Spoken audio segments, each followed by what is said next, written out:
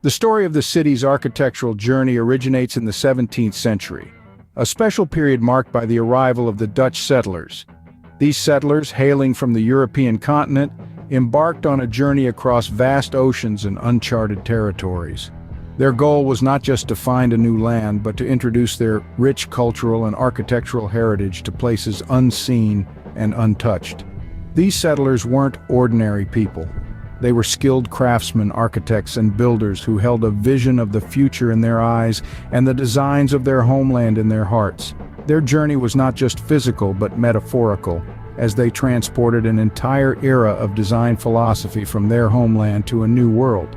What they brought with them was the Dutch colonial style, an architectural style that originated from the powerful Dutch Empire. It was a unique blend of practicality and aesthetics.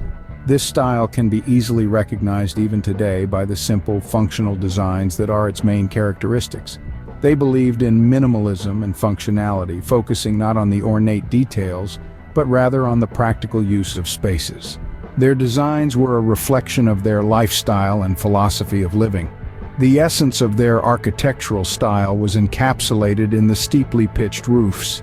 These roofs, with their dramatic slopes, were designed not only for aesthetic appeal but also for practical purposes. They allowed for maximum utilization of space, creating loft areas for living or storage, and ensured effective water drainage during the heavy rainfalls typical of the Dutch climate. These Dutch settlers sowed the first seeds of architectural design in the city, forever leaving their mark on its skyline. Hence, the city's architectural journey begins in the 17th century with the arrival of the Dutch settlers. They brought with them the Dutch colonial style, characterized by simple, functional designs and steeply pitched roofs. As we move into the 18th century, the Georgian architectural style took center stage, an era marked with an innovative design language that changed the very face of architectural landscape. With time, it became a prevalent choice for construction, setting the tone for the century. This style, it was not merely about erecting edifices, it was about crafting narratives in stone, bricks, and mortar. It was about creating stately homes that reflected the elegance of the time, the societal norms, and the aesthetic sensibilities of the populace. The buildings were not just structures, they were symbols of status, of power, of artistic refinement. The Georgian style was characterized by its strict symmetry, a feature that echoed the period's fondness for order and balance. Rows of windows were perfectly aligned, often framed by perfectly proportioned pediments, reflecting the mathematical precision in design. The buildings reflected the harmony that was inherent in the classic Georgian style.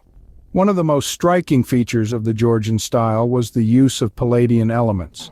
Palladianism, an architectural style derived from the designs of the Venetian architect Andrea Palladio, was marked by its elegance and simplicity. The style was a favorite of the Georgians, who incorporated its elements into their designs. Georgian architecture often featured facades that were flat and devoid of unnecessary ornamentation. This simplicity, however, was not indicative of a lack of sophistication.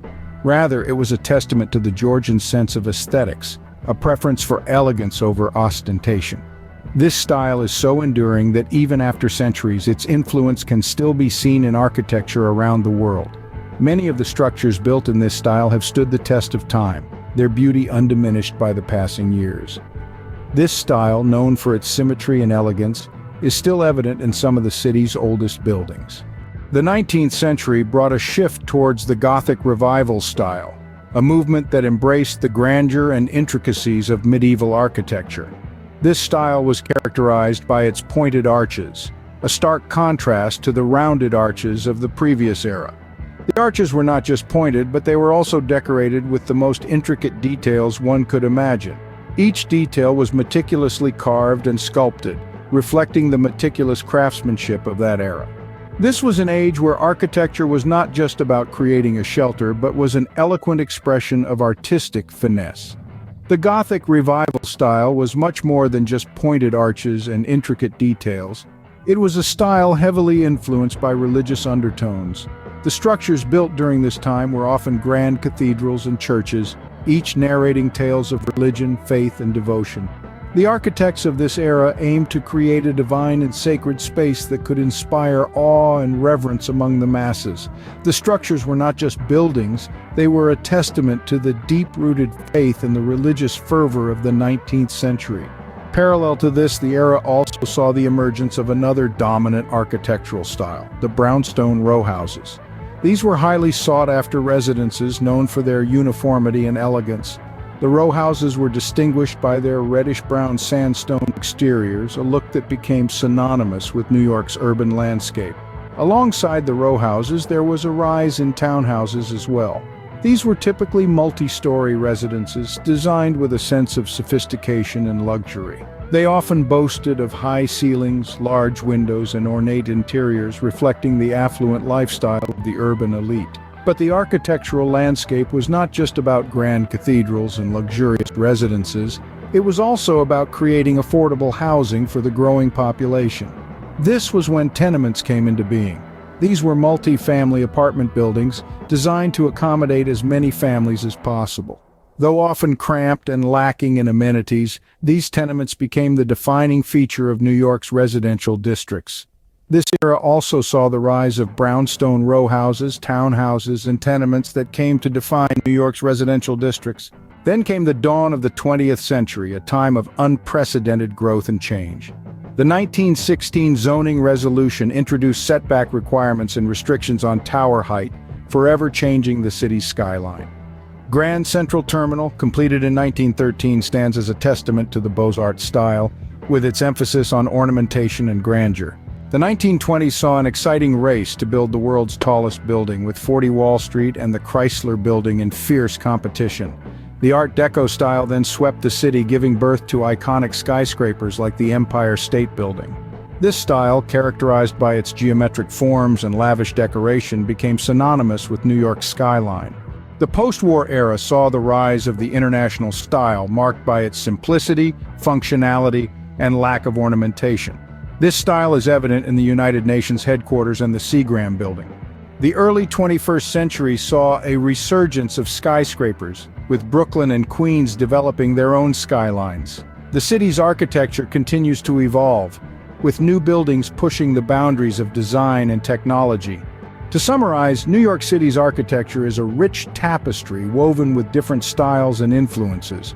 From the Dutch colonial style of the 17th century to the skyscrapers of the 21st century, the city's architecture tells a story of innovation and evolution. It's a story that continues to unfold, shaping the city's skyline and defining its identity. This architectural journey reflects not just the history of a city, but the spirit of a nation. It's a testament to the audacity, the ingenuity, and the resilience of the people who call this city home. It's an integral part of New York's identity, a visual narrative that speaks to the city's past, present, and future. In the end, the story of New York City's architecture is more than a chronicle of buildings. It's a testament to the city's enduring spirit and its ceaseless drive to reach for the skies.